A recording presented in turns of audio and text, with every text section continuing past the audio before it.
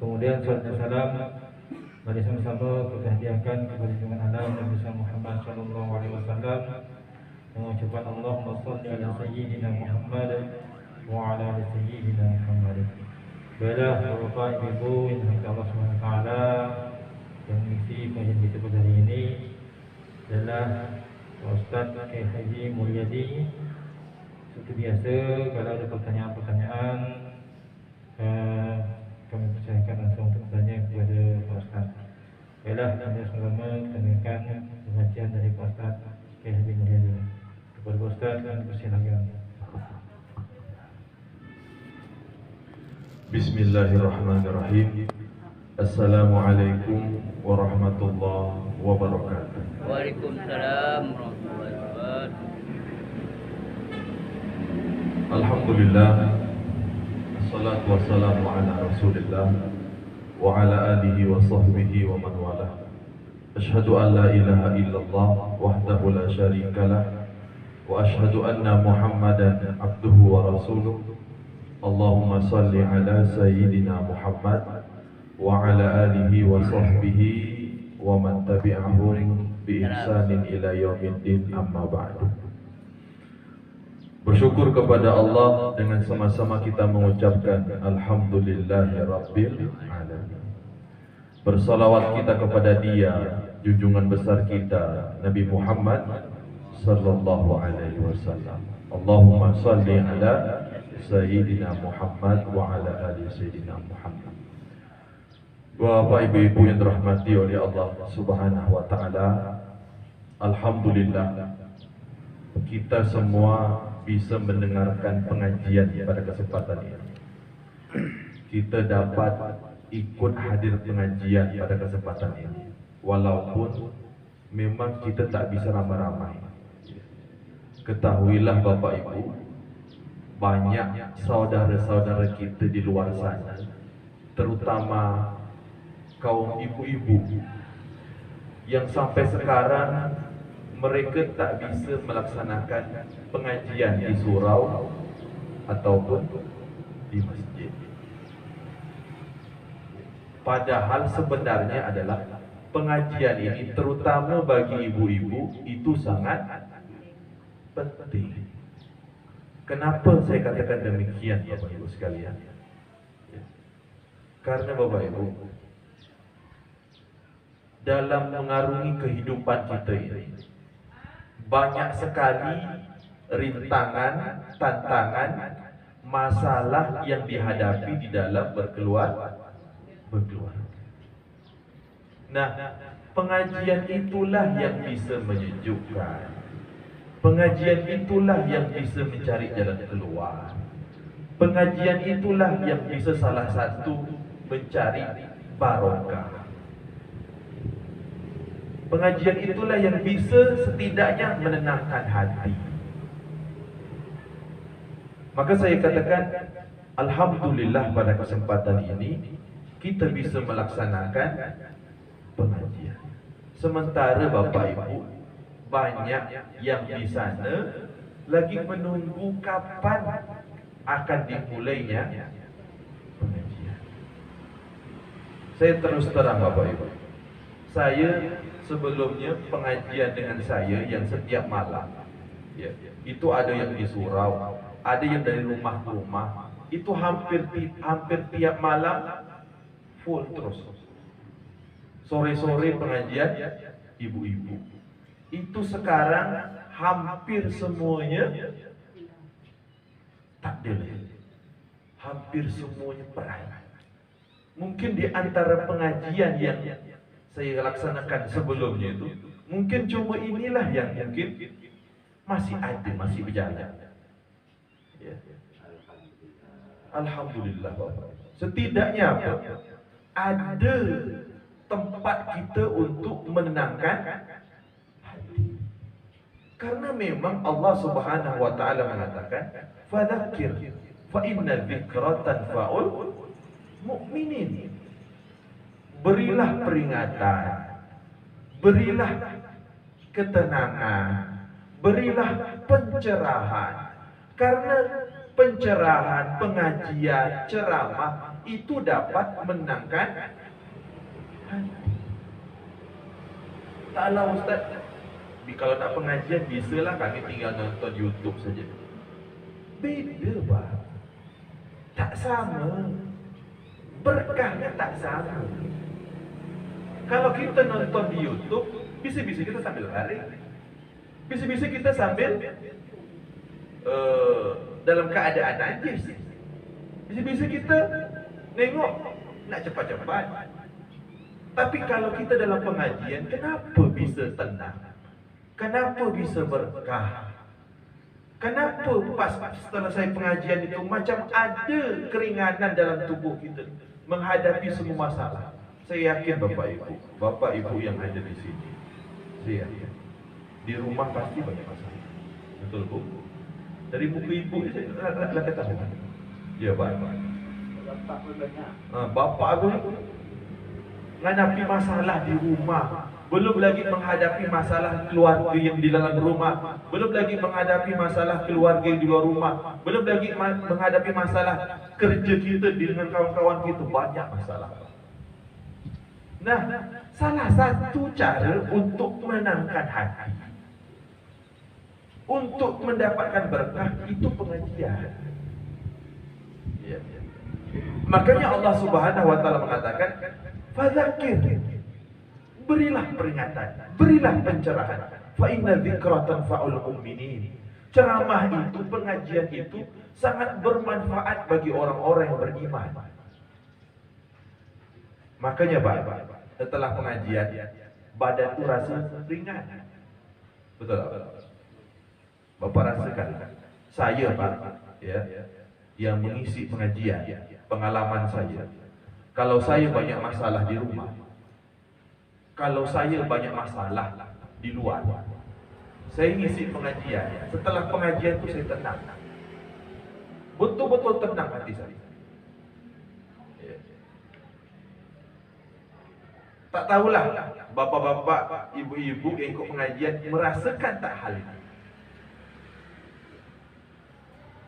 Karena memang Bapak Ibu yang dirahmati oleh Allah, bukan saya yang mengatakan, tapi Rasulullah sallallahu alaihi wasallam mengatakan, "Majtama'a qaumun fi baitin min buyutillah yatluna 'alaihim kitaballah wa yatadarasuna bainahum illa nazzalat 'alaihimus sakinah."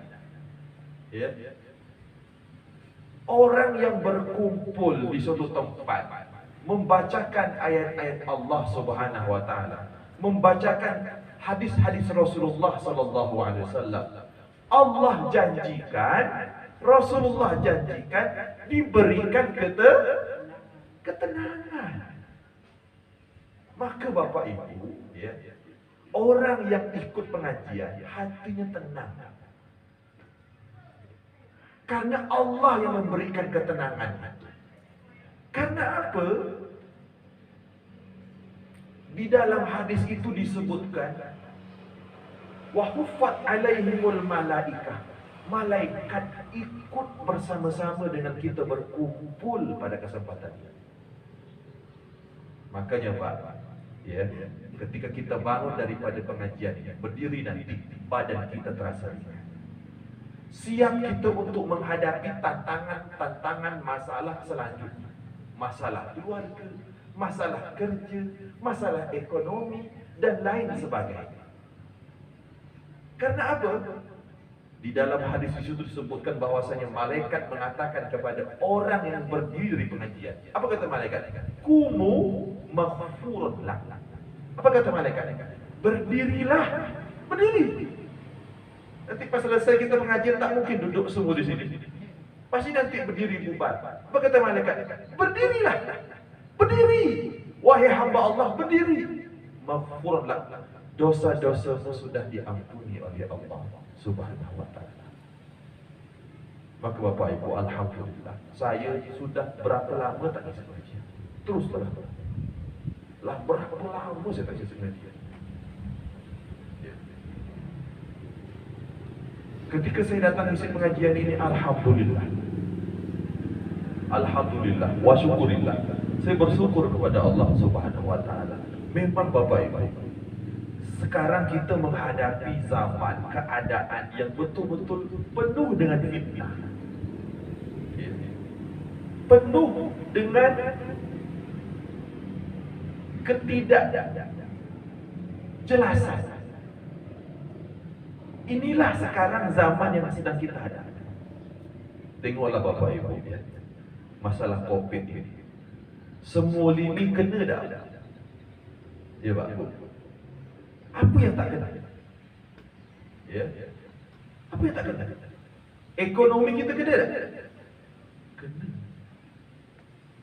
Semua Pak. Baik itu pedagang sepi, baik itu yang PNS pun kena juga imbas. Yang tak vaksin siap-siap, tak dapat tunjangan. Ikat masyarakat yang tak vaksin siap-siap tak dapat BLT. Umur sudah tua, dipaksa untuk vaksin, tak sesuai dengan keadaan badan. Ngejar BLT cuma 300.000, ketika disuntik tak tahunya tak sesuai dengan keadaan badan. Akhirnya tak bisa gerak. Akhirnya apa? Gara-gara BLT 300.000, hilang duit 4 juta lebih. Kenapa? Sakit setelah itu, akhirnya berobat. Ini zaman yang tak pernah ada sejarah sebelumnya. Apalagi di negara kita Indo, ini sejarah pertama kali. Tak pernah di negara kita Indonesia ada kita melewati sejarah yang seperti ini, tak pernah. Ekonomi kita kena. Tengoklah masyarakat kita Pak. Ini kalau terus berlarut, ya, itu kalau kita tengok dalam daftar tu, mudah-mudahanlah tak betul. Ya. Jangan kita kira Pak, setelah selesai PPKM ini dah selesai. Setelah ada pembatasan ini selesai. Tak. Mudah-mudahan kabar tak betul. Karena ada variannya pula macam-macam. Delta tu rupanya nomor urut pertama. Nantilah sudah tenang-tenang Delta ni, muncul lagi varian selanjutnya. Luar biasa. Ekonomi kita kena. Apa lagi? Sosial kita kena. Betul tak? Dampak sosial tu betul-betul kita rasakan betul ketika COVID ni. Lah tak bisa lagi bersalaman. Lah tak bisa lagi berkumpul. Lah tak bisa lagi berjumpa. Lah tak bisa lagi senyum. Saya mana tahu ibu-ibu ni senyum atau tak, saya tak tahu. Semua kena Pak. Dulu kita kalau sudah solat, sangat pantang sudah solat untuk kita tak salaman. Dibilang apa? Ajaran baru. Dibilang apa? Aliran baru. Dibilang apa? Sombong. Sekarang Pak, tak peduli Pak. Orang jumpa pun dia tak berani bersalaman. Nak bercakap pun sekarang orang fikir-fikir. Memang betul seperti itulah keadaan. Yang mau tak mau harus kita lewati. Kita nak bersalaman tak bisa. Kita nak berbual dekat-dekat tidak bisa. Kita nak berkumpul tidak bisa. Kita nak ramah-ramah tak bisa. Sosial betul-betul kita kena Pak. Sementara kita tahu, ya, kenapa Pak dalam ajaran Islam tu ada yang namanya silaturahim? Kenapa ada yang namanya ziarah? Kenapa ada yang namanya kunjung mengunjungi? Karena apa Pak? Datang jumpa langsung dengan lewat telefon itu beda Pak. Ya. Tengok sekarang Pak. Jangankan kita sehat sama sehat, sosial kita kena.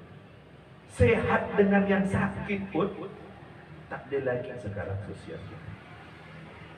Tengok Pak, orang yang kena sakit tu Pak. ketika dia sakit, dibiarlah dia sendiri di situ. Kita nak jumpa pun pakai, bahkan astagfirullah Pak, ni musibah untuk kita semua. Kita nak nonton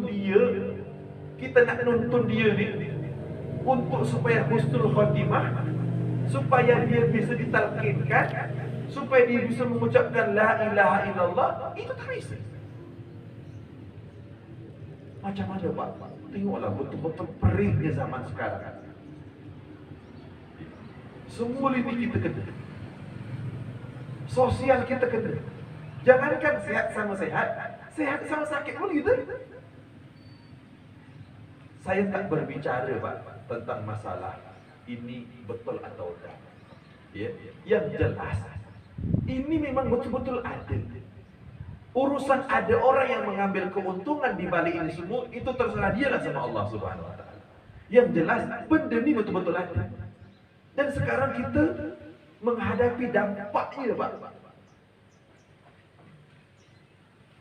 Tengok sekarang. Ya. Padahal apa kata Nabi Muhammad sallallahu alaihi wasallam? Ya. Orang yang datang melayat jenazah itu mendapatkan pahala. Macam mana pahalanya Pak? Sebesar gunung Uhud. Gunung Uhud itu Pak, kalau Bapak Ibu pergi umrah, ya Allah, dia besar. Itu cuma datang ziarah. Ya. Dia datang ziarah sampai dia menyolatkan. Kalau dia sampai datang ke kubur, itu dia mendapatkan pahala 2 gunung Uhud besar. Tapi sekarang Pak tengoklah. Ya. Jangankan kita nak jenguk ketika sakit, ketika meninggal pun kita nak berziarahi dia, nak takziah ke dia, tak bisa Pak. Apa tak kena sosial kita? Maka satu dengan yang lain, kasih mengasihi, sayang menyayangi, itu sekarang kalau sudah jauh dari kita semua. Maka dulu kalau kita dulu ramah dengan orang, kalau dulu kita baik sama orang, kalau kita dulu dekat sama orang, kalau kita dulu suka menolong sama orang, sekarang Bapak Ibu tolong menolong tu antar keluarga je, syukur alhamdulillah. Antar keluarga pun syukur alhamdulillah. Sekarang jangankan antar sama manusia, antar keluarga pun orang tak nolong. Kenapa Pak? Kedekatan sosial kita tu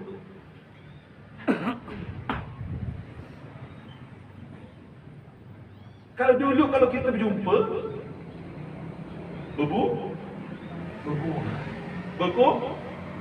berkumpul sambil kita lempar senyum. Apa tak tumbuh rasa cinta dalam hati? Walaupun kau orang lain, walaupun kau bukan keluarga aku bantu enggak? Kenapa Pak? Ada rasa kedekatan dalam hati. Sosial kita. Syariat kita kena Pak. Ya. Berapa banyak syariat dalam agama kita sekarang, gara-gara penyakit ini, syariat kita terbengkalai. Tengok Pak. Tadi dia tak apa. Ya. Tengok orang sekarang solat berjarak. Ya. Memanglah itu ada fatwanya. Kalau ada yang menjalankan tak bisa kita salahkan. Karena di Saudi pun, di Masjidil Haram pun, orang solat pun berjarak. Itu tak bisa kita bantah. Ya, tapi macam mana Pak rasa solat berjarak tu Pak? Apa yang kita rasakan? Datang ke masjid tu apa yang kita rasakan? Dapat tak berjamaah ada tu? Macam mana Pak? Syariat kita kena Pak. Haji. Ya Allah Pak. saya merasa bersyukur, alhamdulillah. Dulu saya bawa orang-orang kampung ke tanah suci. Alhamdulillah. Alhamdulillah. Ada yang bertanya kepada saya, Ustaz, kami nak daftar umroh, nak berangkat sama Ustaz ni. Tapi ada yang bilang, jangan umroh dulu, mesti haji dulu.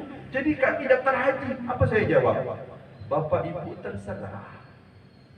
Ibu jalankan ibadah, yang mana bisa ibu kerjakan dulu, kerjakan.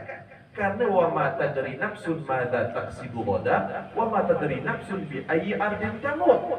Karena kita tidak tahu apa yang terjadi besok. Entah kita masih hidup, entah kita sudah mati, kita tak tahu. Tapi alhamdulillah, apa kata yang sudah berangkat umrah dengan saya? Apa yang dibilang kata yang sudah berangkat ke tanah suci? Terima kasih Ustaz.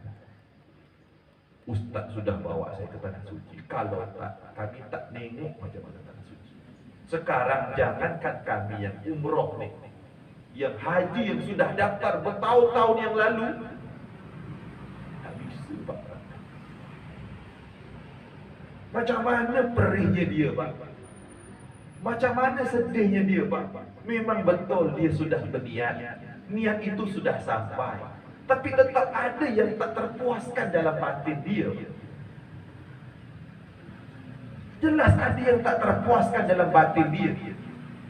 Bertahun-tahun dia nunggu, berpuluh-puluh tahun dia mengumpulkan duit, pas nak berangkat tak jadi berangkat. Macam mana tak terpuaskan Pak? Macam mana ada yang kurang dalam hati dia Pak? Syariat kita kena. Apa lagi? Syariat kita kena. Kita tak bisa ke tanah suci. Solat pakai masker. Sebenarnya Pak, dalam mazhab fikih itu, orang yang solat nutup muka, nutup mulut, itu tidak sah. Tapi karena darurat syariah, karena keadaan macam gini, jadinya boleh. Cuma Pak, ada yang merasa tak puas tak Pak solat pakai masker? Macam mana? Memang luar biasa Pak. Fitnah zaman sekarang memang luar biasa. Tengok Pak, saudara-saudara kita kemarin yang mereka meninggal dunia. Ini Pak, memang adanya COVID ini nunjukkan memang kepada kita semua bahawasanya kita tu siap-siap menghadapi kematian. Bayangkan Pak, di tempat kita bisa-bisanya satu hari itu 8 orang meninggal. Entah kapan tak giliran kita ni. Entah kapan. Imunnya yang lemah, yang dia tidak pakai masker, terjangkit sama orang, mungkin dia tak merasakan, tapi siap-siap orang tua dia yang di rumahnya merasakan. Anaknya di rumahnya merasakan, yang mungkin imun tubuhnya tak sekuat dengan dia. Maka sekarang anak-anak muda dia sangat dengan sombongnya, kami, imun kami kuat, tubuh kami masih muda, kami pun walaupun tak pakai masker tak ada masalah. Iya, memang awak tak masalah. Ketika awak kena memang demam, ketika awak kena memang hilang penciuman, ketika awak kena memang tak ada rasa. Tapi ingat, awak balik ke rumah, awak jumpa dengan orang tua awak. Orang tua engkau di situ ada yang punya kencing manis. Orang tua awak di situ ada yang sesak nafas. Orang tua awak di situ ada yang tensinya naik, tensinya tinggi. Memang awak tak kena, tapi orang tua awak kena.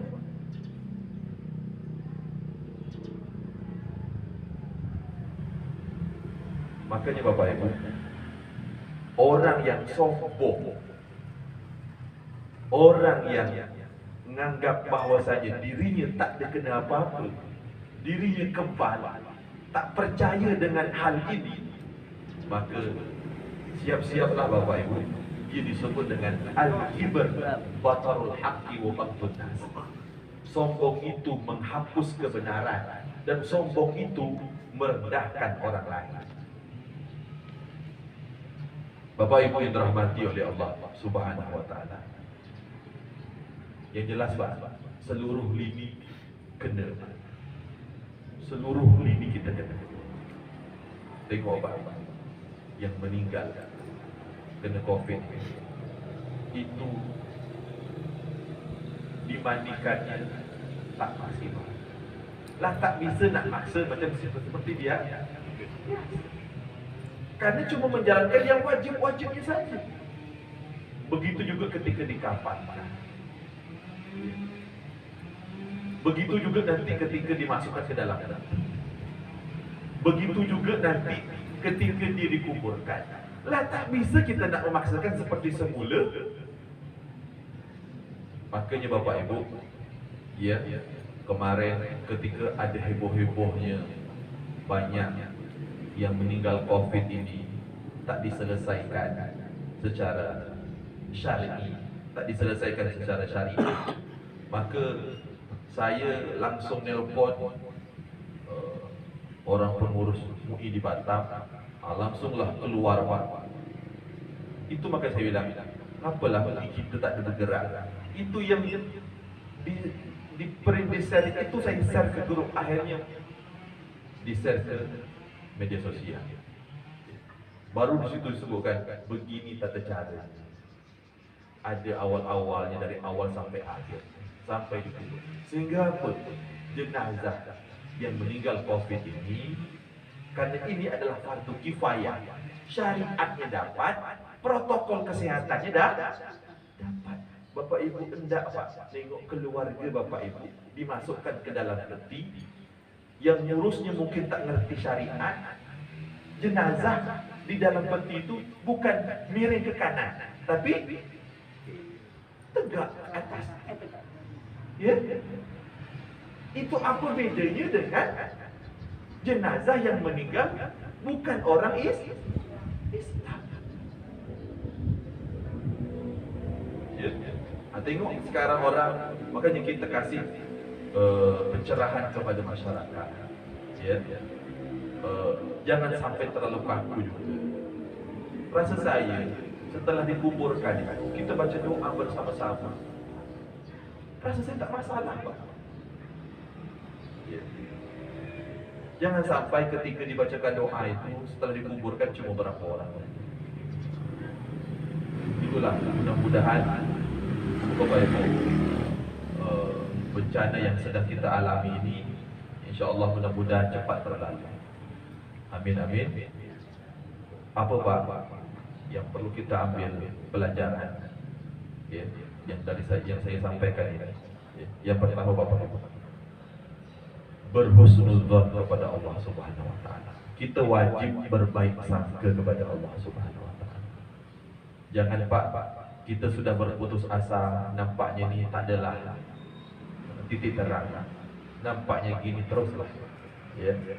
Apa kata Allah Subhanahu Wa Taala dalam hadis qudsi?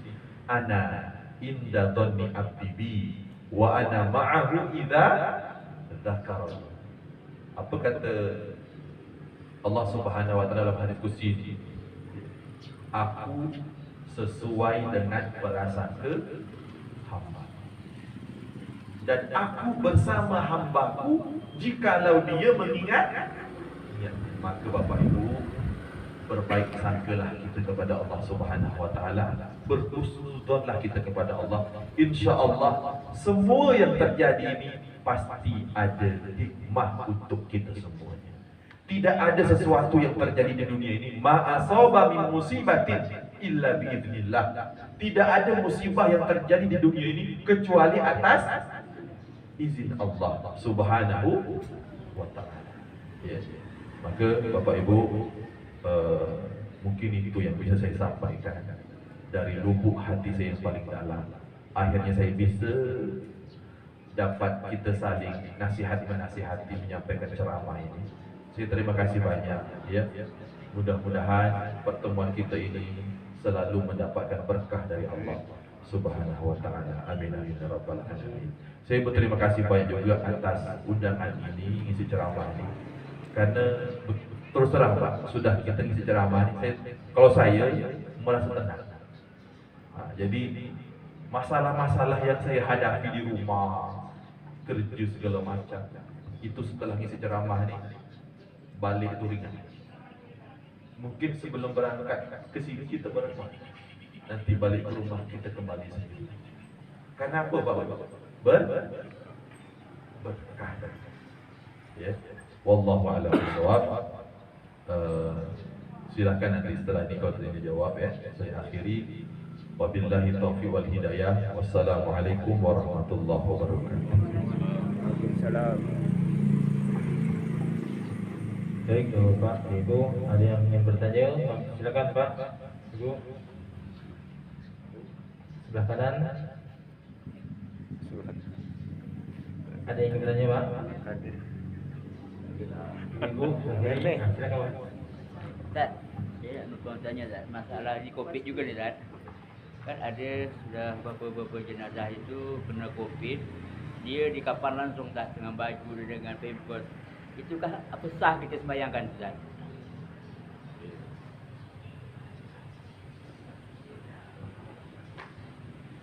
Itulah Bapak Ibu yang saya bilang tadi. Covid ini semua lini kita kena. Apalagi dari segi syariat. Bapak Ibu, ya. Kita berdoa bersama-sama lah. Jangan sampai mudah-mudahan ya Allah tak ada keluarga kita atau orang-orang tua kita ya, yang dia itu meninggal karena Covid. Mudah-mudahan Bapak Ibu. Karena apa? Saya dari 2 orang yang saya dengar, orang tuanya meninggal, tak diselesaikan jenazahnya sebagaimana biasa. Sampai sekarang Pak, anak tu merasa berdosa, merasa bersalah. Apa dia bilang? Orang tua saya dari dulu dia merawat kami semua,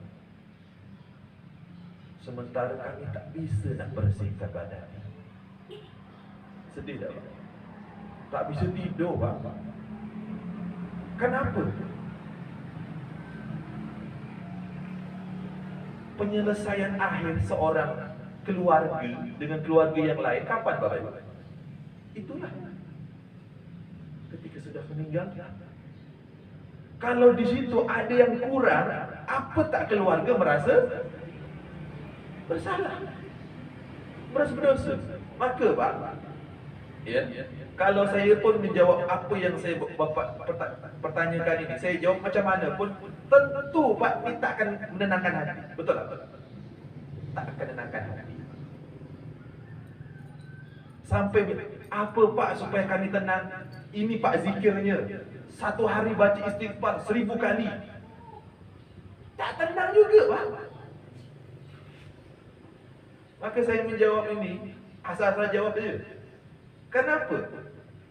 Ada Pak, orang tuanya ketika dia meninggal,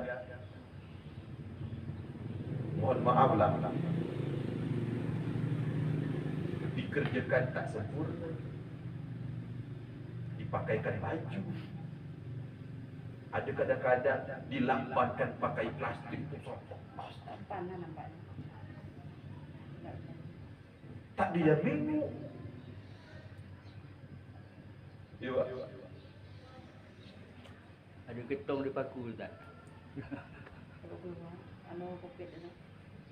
Itu pun berdiri dengan orang Cina Ustaz. Ketong dia. Dia dah perempuan kan dibandingkan dengan lelaki itu kan.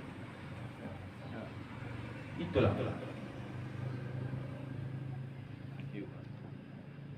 Maka ini jawaban apa yang menenangkan ini apa? Sementara dengan kami nangis. Kami semua adik-beradik nangis semua. Pas pula hari itu saya ketemu dengan Ketua MUI Pusat. Ketua MUI Pusat, Dr. Yusna Yusuf, waktu STPH kemarin di Tanjung Pinang.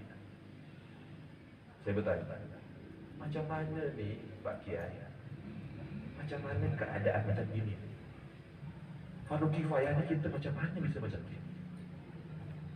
Kamu minta jawaban, saya jawab. Saya, istri saya meninggal. Januari kemarin. Berbulan-bulan saya tak tidur. Ini ketua MUI pusat. Berbulan-bulan saya, karena saya merasa berdosa, merasa bersalah kepada isteri saya. Apa katanya Pak? Yang tahu rahasia kita ni kan siapa Pak? Rumah. Begitu juga sebaliknya. Dari nol kita berjuang sampai kita punya rumah, sampai kita punya harta. Ketika dia meninggal, cuma begitu kan? Nak taruh di mana ni Pak? Hati ni taruh mana? Hati diorang ni nak taruh mana ni? Maka ketika saya tak tengok ketika jenazah tu macam mana Pak. Cuma ada yang tak dipuaskan dalam hati. Maka ketika solat katanya, ketika solat, yang solat ni kan rata-rata petugas Pak. Ya. Itu kan dijarakkan. Apa dia bilang? Dia bilang dengan saya, rapatkan sekalian. Saya ketua MUI enggak, ketua. Saya ketua MUI. Rapatkan sekalian. Kenapa Pak? Ada ketidakpuasan. Jadi makanya saya berdoa kita sama-sama kepada Allah. Mudah-mudahan Pak tak ada keluarga kita yang kena meninggalkan COVID. Kalau bisa berjuang di rumah, bisa di rumah. Apalagi kemarin saya sudah dapat kabar dari Dr. Yan. Apa kata Dr. Yan? Kalau ada keluarga nak memandikan, mandikan. Dr. Yan sendiri cakap. Tinggal keluarga beli baju APD. Baju APD itu Pak, yang sekali pakai ada yang cuma 100 lebih. Tak bisa apa keluarga beli untuk keluarganya dengan harga yang 100 lebih. Berapa keluarga? Mandikan. Nak digunting bajunya, nak dibuka semuanya, dimandikan, silakan. Tapi kalau APD-nya lengkap. Cuma yang jadi masalah apa Pak? Ini yang saya teriakkan dari dulu-dulunya. Makanya yang saya teriakkan dari dulu-dulunya, akhirnya kita muncul satu persatu permasalahannya. Saya sudah pernah teriak dulu Pak tentang masalah jenazah, sudah pernah. Fardu kifayah. Saya sudah teriak dulu tentang masalah nyembelih ayam. Saya sudah teriak dulu tentang masalah tempat maksiat di kampung halaman kita. Tapi tak ada yang, karena kita ni sebagai seorang ustaz cuma bisa bercakap aja. Yang bisa mengeksekusi itu siapa? Pemerintah, pejabat yang punya kekuasaan. Yang jadi masalah, walaupun APD ada, baju ada, yang jadi masalah apa? Kita tak pandai mandikan jenazah. Betul tak? Kita nak mekik-mekik juga, harus fardu kifayah, harus sesuai dengan syariat. Ikat berani nak mandikan? Ya Pak, sekarang Pak di keluarga kita tu, ya, di keluarga kita tu Pak, yang bisa memandikan jenazah siapa Pak? Saya dari dulu pakai makik. Bapa ibu ketika pengajian sampai saya dengan dekat pelatihan fardu kifayah tu Pak, di surau dan ulama sampai ke pulau-pulau. Kita keluarga bapak ibu ketika pengajian harus pandai memandikan jenazah, harus pandai ngurus jenazah. Karena saya nengok ketika di masyarakat itu ada yang meninggal, orang yang lain yang nengok auratnya. Bayangkan Pak, ketika ada orang meninggal, misalnya dia meninggal laki-laki itu, ibu-ibu nonton di situ, dikapankan. Macam mana? Orang ganti baju ditengok. Mestinya yang ngurus jenazah ni siapa Pak? Keluarga. Tapi sekarang permasalahannya, keluarga tak tahu fardu kifayah, tanda ikut ngaji, tak paham agama, taunya bisa protes. Kalau bisa Pak, kalau keluarga tu bisa memandikan jenazah, ni orang tua kan, biarkan yang beli APD Pak. Tak mungkin keluarga banyak duit tak bisa beli APD Pak. Beli APD, mandikan di rumah. Kalau sudah pakai APD, insya Allah Pak aman. Insya Allah tak kena barang. Karena kita berpakaian lengkap. Kita yang tak puas jadi puas. Tapi sekarang terjadi, Pak, tengoklah di Kecamatan Singket. Yang kita bisa andalkan untuk mandikan jenazah siapa, Pak? Pak Haji Jalal. Ibunya saya tengok cuma dulu. Sementara yang meninggal setiap hari itu banyak, Pak. Pak Haji Jalal tu ceritanya lagi mandikan di sini. Orang sana lagi nunggu berapa orang. Keluarga itu ngapain ikat di situ? Mestinya ikat tahu tentang masalah fardu kifayah dari dulu-dulunya. Mestinya, Pak, yang nyentuh aurat jenazah siapa? Anak. Ya? Yang mandikan jenazah siapa? Anaknya. Keluarga dekatnya. Kalau jenazah tu pun dia bisa bercakap, aku dulu mandikan ikat ni, aku dulu yang nyucikan ikat ni, mestinya ikat nyucikan aku. Cuma itulah, Pak. Itu makanya adanya musibah ini, kita tak yakin itu cuma kosong melompong saja. Tapi itu pasti ada hikmah. Ya, maka ujung daripada jawaban saya dari pertanyaan tadi, dalam keadaan darurat syariah, Pak, itu jadi boleh. Karena ngambil yang wajibnya saja. Lah dapat dimandikan, lah dapat diguyurkan, alhamdulillah, daripada cuma ditayamumkan. Nah itu, Pak. Karena keadaan darurat yang membolehkan yang tak boleh, gitulah. Nah, masalah kepuasan batin, kepuasan hati, itu kembalilah kita dengan Allah Subhanahu wa taala. Wallahu a'lam bishawab. Itulah, Pak. Cuma yang saya takutkan, Pak, saya takutkan kepercayaan masyarakat.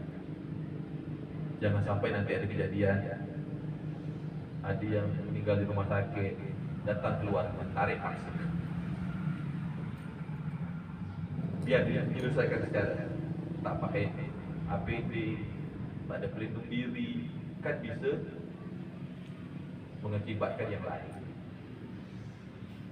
Nah, itulah, Pak. Jadi mudah-mudahan ada jawapan yang baik. Wallahu a'lam. Silakan, Pak. Ada lagi, Pak? Lagi, Pak? Ada. Apa aja? Ada, Pak? Baiklah, mari kita sama-sama berdoa kepada Allah Subhanahu wa taala. Kita hanya bisa meminta kepada Allah, memohon kepada Allah. Mudah-mudahan perkumpulan kita yang sedikit ini, yang cuma hanya beberapa orang ini, lewat doa-doa kita semuanya, kalau ada keajaiban, kalau ada mukjizat dari Allah Subhanahu wa taala, mudah-mudahan setidaknya bisa mengubah keadaan di lingkungan kita sekitar dan keluarga kita semua. Astaghfirullahaladzim, astaghfirullahaladzim, astaghfirullahaladzim. Al-Fatihah. A'udzu billahi minasyaitonir rajim. Bismillahirrahmanirrahim. Alhamdulillahirabbil alamin. Ar-Rahmanir Rahim. Maliki yaumiddin. Iyyaka na'budu wa iyyaka nasta'in. Ihdinas siratal mustaqim. Siratal ladzina an'amta 'alaihim ghairil maghdubi 'alaihim waladdallin. A'udzu billahi minasyaitonir rajim. Bismillahirrahmanirrahim. Alhamdulillahirabbil alamin. Hamdan syakirin, hamdan na'imin.